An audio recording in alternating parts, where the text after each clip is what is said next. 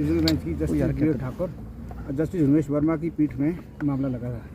High court ने आदेश दे दिया है 28 फरवरी से पहले पंचायती राज डिपार्टमेंट, अर्बन लोकल बॉडी में जितने भी आते हैं डिप्टी कमिश्नर हो गए, उनको सारा प्रोसेस कंप्लीट करना है। और उसके बाद चुनाव आयोग का आदेश दिया 30 अप्रैल से पहले पंचायती राज संस्थाओं के चुनाव को कंप्लीट किया जाए इस प्रदेश में।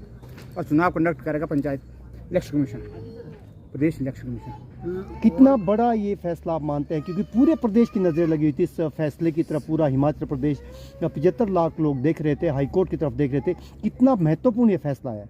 सरकार ने 2 टिप्पणियाँ इसमें दी थी। एक तो पहले डिजास्टर मैनेजमेंट एक्ट के तहत चुनाव नहीं करवा रहे थे पंचायत राज संस्थाओं के। दूसरा वो इसी हाईकोर्ट का एक फैसला था देवेंद्र सिंह नेगी का, जिसको मोटे तौर पर प्रदेश उच्च न्यायालय ने खारिज कर दिया। उन्होंने कहा कि ये संस्थाएं 5 सालों के लिए चुनी जाती है। आर्टिकल 243 में जो प्रोविज़न है जो मैक्सिमम एक्सटेंड किया जा सकता है 6 महीने तक, इसीलिए वो छूट दी अप्रैल तक की। तो जो डिज़ास्टर वाला इशू था वो भी डिसाइड कर लिया कोर्ट ने, और जो देवेंद्र सिंह नेगी वाला था वो भी टच कर लिया। और ये कहा कि 28 फरवरी से पहले कंक्लूड करना होगा। उसमें वोटर लिस्ट लेकर तैयारी होती है, डिप्टी कमिश्नर से लेके रोस्टर भी आता है, रिजर्वेशन रोस्टर, सारा जितने भी अर्बन लोकल बॉडीज़ के जितने भी है डिपार्टमेंट वो इकट्ठा बैठेंगे, दे विल सिट टुगेदर और फैसला करेंगे।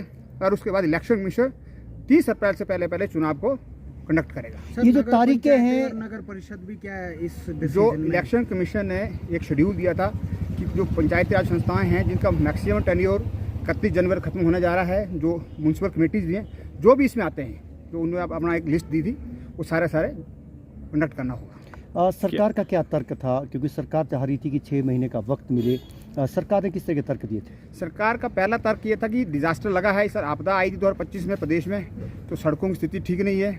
दूसरा ये था कि अप्रैल मार्च में पेपर होते हैं, तो हम हर एक चीज़ को माननीय न्यायालय ने ध्यान में रखा है, उसके बाद फैसला दिया है। और याचिकाकर्ता के क्या दलीलें? याचिकाकर्ता का ये कहना था कि जो प्रदेश जो संविधान के अनुच्छेद 243 में प्रोविज़न है, पंचायती राज की संस्थाएं 5 साल की चुनी जाती हैं और 5 साल के अंदर चुनाव होने चाहिए।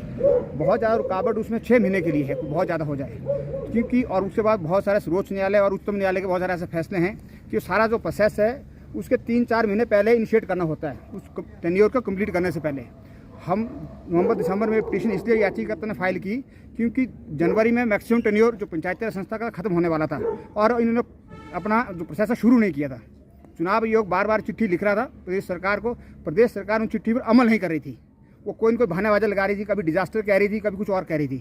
इसलिए याचिकाकर्ता स्पष्ट रूप से कहना था कि ये चुनाव कराया जाए, जल्द चुनाव कराया जाए। क्या सुप्रीम कोर्ट की भी ऑप्शन है सरकार के पास? मुझे ये तो सरकार को अपने विवेक में फैसला लेना है, इस पर हम कोई टिप्पणी नहीं कर सकते। डिक्कन ठाकुर जी भी है जो याचिका जिन्होंने डाली थी।